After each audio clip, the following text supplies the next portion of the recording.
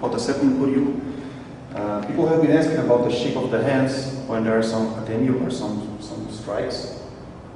For example, in the first technique, so we enter in the ski, in a get ski like this, and in the second technique we have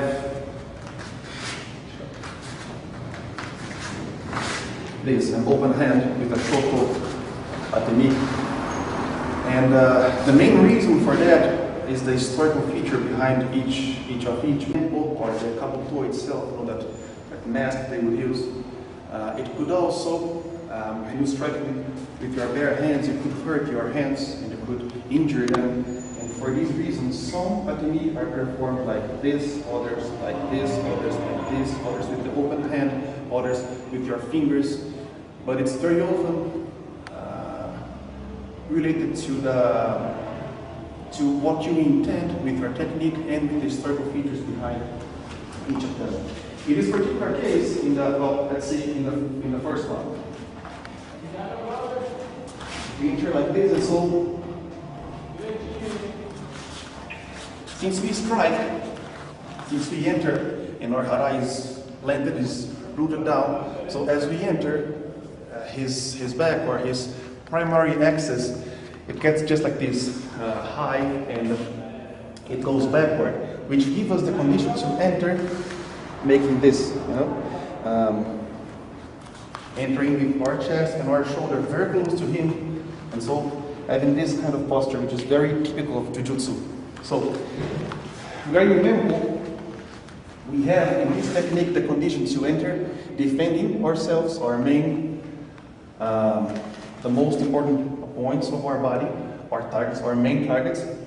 And then we enter like this, which gives us the condition to enter very close to him, and then in just one turn, just one step, spin or hip.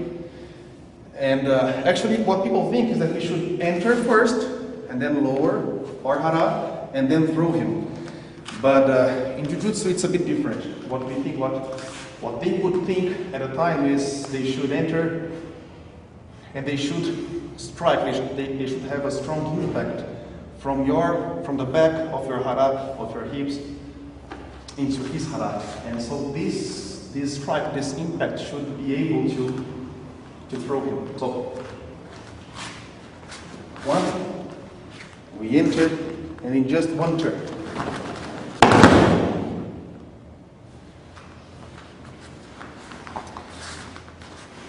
In the second technique, on the other hand, you have this. Because if he had a mempo here, it could injure our hands, our closed hands. But furthermore, there's something else. If we just strike like this, as we did in the first technique, we have the notion of impact, which means that at least 70% of all our power or energy should be restrained to just that point, that single point. So, for example, if I do this, even if I strike, but if my movement extends to the next levels of freedom of movement, for example, we stroke here. If we strike here, but it expands to here and or there, like this is not an explosion. It's still an atemi, but not an explosion. Now, if he strikes and we do this, and most of our power is just focused on this part, then we have an explosion. So if we follow this definition, in the second technique, we could have an explosion, or we could have an impulse, which would mean this. And for each, of course, different consequences. In this case, what we do is we enter striking, we enter hitting, but as our hand is like this, we won't take his primary axis that much, just enough to get ourselves protected here. And if we have some analysis of the weight, which is a second very important point, when we do this, his weight is unbalanced, for this area, which gives us the condition to make his hara, or his hips, locked by the side. And this also happens because we won't stop here.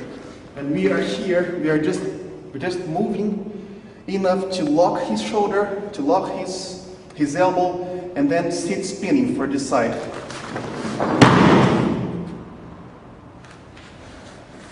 Of course, nowadays this is just one technique, and we want the kid to feel well and to be able to make an ukemi and to stand up okay.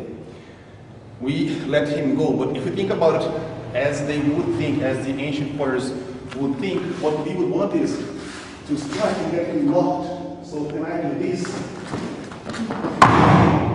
if the hara roots until the end, with one beginning and one end, it would be quite difficult for him to just roll off and just have some ukemi.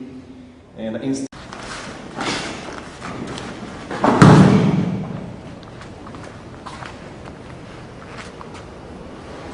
so our left leg would lock his shin, and we would have his arm and his elbow and shoulder locked already.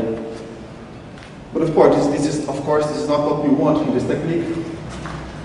But then, if we come back to our point of analysis here, the action of this hand is like this because we want to strike him. He could have a mempo or kabuto itself, and we don't want to injure our own hands, bare hands, and to shift his weight towards this volume, towards in order to lock the side of his hip.